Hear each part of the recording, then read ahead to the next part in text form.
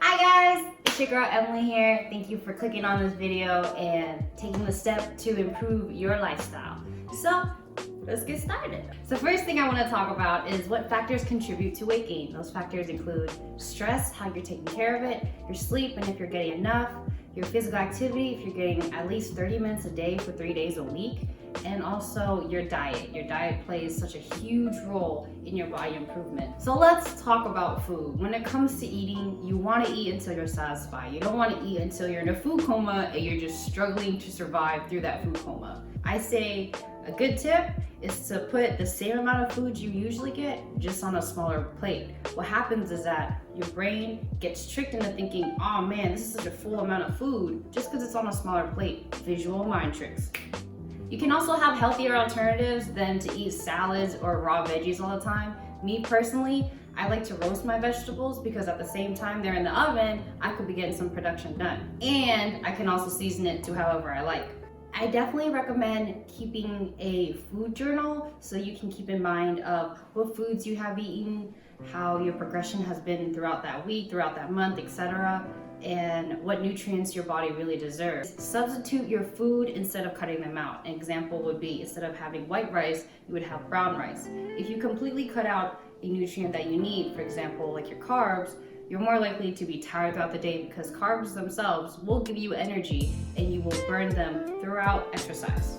If you're gonna snack, keep fruits and healthy alternatives in your cabinets, in your fridge, or wherever in your home. You're more likely to eat whatever you have available instead of going out all the way to the store just to pick up like that one bag of Cheetos that you've been craving for the past couple hours, and then you could actually just get your nutrients that you need from actual real food. Plus, fruits go bad easier, so it's just a quick reminder that you should eat them as soon as possible and give your body the food that it deserves. You deserve to enjoy what you're eating and what you're putting into your body because you know after all that hard work, you deserve it. So let's get into the exercise portion of this video.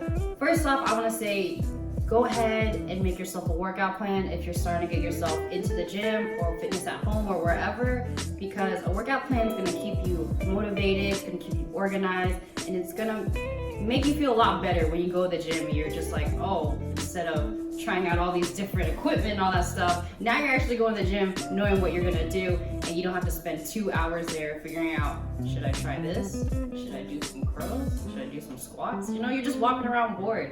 Dedicate some time into your fitness. And if you don't really know how to start off your own workout plan, you can check out my video in the description box below and I'll send you right over there. When it comes to having your own workout, a lot of people online, they'll share their workouts, they'll share their exercises, and the internet is literally your guide into how you're gonna change your body and how you're gonna be a healthier person. So when I say have fun with your workouts, I mean don't let your body do the same thing consistently every single day. At some point, your body gets tired of it and you can get bored of doing the same exercise every single day. When you're going through the process of working out, I say go ahead and make some small goals for yourself, because if you're constantly going at a pace where you're just moving and moving and moving, you will never be able to see your progress if you don't look back. An example of a small goal would be, I want to push myself to work out at least 3 times a week, working out these specific body parts. Very simple, very specific, manageable, realistic, and it just makes so much sense. Or another kind of goal you could have is, I want to work out in the morning because it makes me feel productive and awake throughout the day. Simple, and you know that it benefits you, so why not try it? For me personally, when I started to go in the gym, I literally went there doing a couple of crunches, not really doing sets or reps, being on the treadmill for a mile, like very basic exercise that doesn't really change up my body as much as I wanted it to be. But the more I went to the gym, the more I was comfortable with the equipment I was using, the more confident I was with myself, because I've been doing this for quite some time, and why not be confident in it if I know that I'm doing something just to benefit myself? If you are making a change in your environment, that means you're willing to do something different from your daily routine. That means you're willing to push yourself into these obstacles that you know that you can achieve. Believe it or not, you know you can. It does take time to build confidence within yourself. Me personally, I've been struggling for it for God knows how long, but that's why I'm doing something that makes me feel confident, such as exercising. pushing myself and realizing that all these exercises, I can do them and I'm doing them for the better of myself. Last thing I want to talk about, moderation. Moderation is going to be your key into the success that you want to go for.